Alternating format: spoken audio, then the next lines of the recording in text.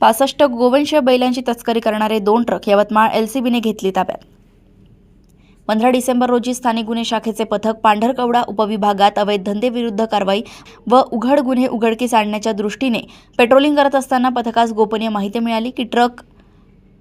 वाहनामध्ये कत्तलीकरिता अवैधरित्या गोवंशीय जनावरांची वाहतूक करणार आहेत। अशा माहितीवरून पथकाने क्षणाचाही विलंब न करता सदर रोडवरील ग्राम सिंधोडा गावाजवळ सापळा रचला असता पथकास समजले की सदर वाहतूक करणारे ट्रक हे भारत पेट्रोलियम पंपाजवळील खाली जागेत जय बजरंग चली राजस्थानी धाब्याजवळ असलेल्या पार्किंगमध्ये लपून आहेत। त्यावरून सदर ठिकाणी जाऊन माहितीप्रमाणे वर्णन व क्रमांकाचे ट्रक ड्रायव्हर व त्यासोबतच शेख शहनवाज, शेख मेहबूब, शेख अरबाज, शेख कलीम, मोहम्मद नसरुद्दीन, दुरशाहीन कुरेशी, मोहम्मद हसन रोशन अन्सारी यांना ताब्यात घेऊन वाहनांची झडती घेतली असता दोन्ही वाहनांतून 65 जिवंत बैल व एक मयत गोरा असा एकूण 66 जनावरे किंमत अंदाजे 9,80,000 रुपयांचे कोणतीही चारा पाण्याची व्यवस्था न करता असुरक्षितरित्या दाटीवाटीने कोंडून आणल्याचं दिसून आलं।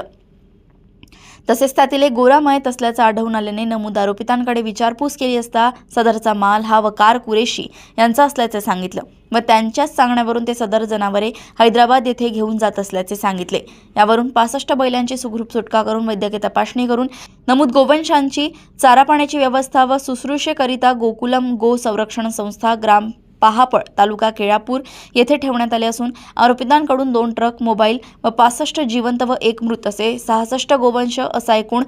30 लाखांचा मुद्देमाल जप्त करून आरोपी शेख शहनवाज, शेख मेहबूब, शेख अरबाज, शेख कलीम, मोहम्मद नसरुद्दीन, दुरशाहीन कुरेशी, मोहम्मद हसन रोशन अन्सारी आणि पाहिजे आरोपी वकार कुरेशी यांच्याविरुद्ध पोलीस ठाणे बडकी येथे प्राणी निर्दयतेने वागवणे अधिनियम व प्राणी संरक्षण अधिनियम व BNSचे विविध कलमान्वये गुन्हा नोंद करण्यात आला असून पुढील तपास पोलीस ठाणे वडक्की यांच्याकडून सुरू आहे। यवतमाळ येथून सहसंपादक रणजित मस्के यांची रिपोर्ट।